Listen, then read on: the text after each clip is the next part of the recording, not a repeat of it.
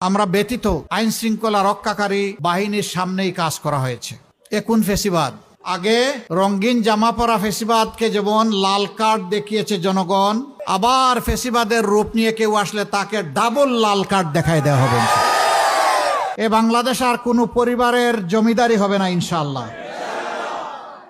পারিবারিক রাজনীতির দিন শেষ।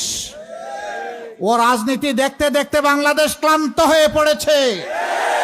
ওই রাজনীতি তো আমাদেরকে ফেসিবাদ এনে দিয়েছে বারবার। ওই রাজনীতির কারণেই দুর্নীতি করে দেশের সম্পদ বিদেশে পাচার করা হয়েছে। ওই রাজনীতি তো আমাদের ব্যাংকগুলোকে ধ্বংস করে দিয়েছে। ওই রাজনীতি তো শেয়ার মার্কেটে আমাদের 34 লক্ষ যুবককে পথে বসিয়েছে। ওই রাজনীতি শেয়ার মার্কেট লুটের পরে 137 জন মানুষকে আত্মহত্যায় বাধ্য করেছে। ওই রাজনীতি তো আয়নাঘর তৈরি করেছিল।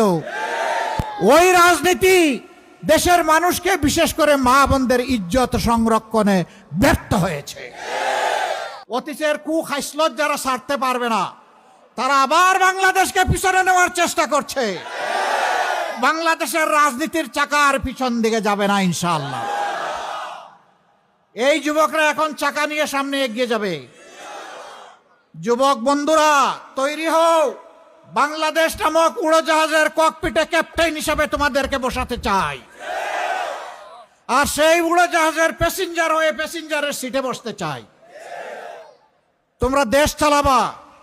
অতীতের সমস্ত পচা দুর্গন্ধযুক্ত যে রাজনীতি ছিল তাকে 2 পায়ে দলে মাড়িয়ে বাংলাদেশকে সামনে এগিয়ে নিবা ইনশাআল্লাহ। বলবা যে আপনি তো আমাদের হাতে দিয়ে আপনি বিশ্রামে চলে গেলেন। না, আমিও তোমাদের সাথে যুবক হয়ে লড়বো ইনশাআল্লাহ। প্রিয় বন্ধুগণ, অতি দুঃখ ভারাক্রান্ত মনে আমাকে বলতে বাধ্য হচ্ছে, এখানে আমার মায়েরা ইনসাফের পক্ষে ভোট চাওয়ার জন্য বের হয়েছিলেন। কিছু বেয়াদব আমার মাদেরকে অপমান করেছে। আমরা ব্যতীত আইন শৃঙ্খলা রক্ষাকারী বাহিনীর সামনেই কাজ করা হয়েছে। এখন ফেসিবাদ, আগে রঙিন জামা পরা ফেসিবাদকে যেমন লাল কার্ড দেখিয়েছে জনগণ, আবার ফেসিবাদের রূপ নিয়ে কেউ আসলে তাকে ডাবল লাল কার্ড দেখায় দেওয়া হবে।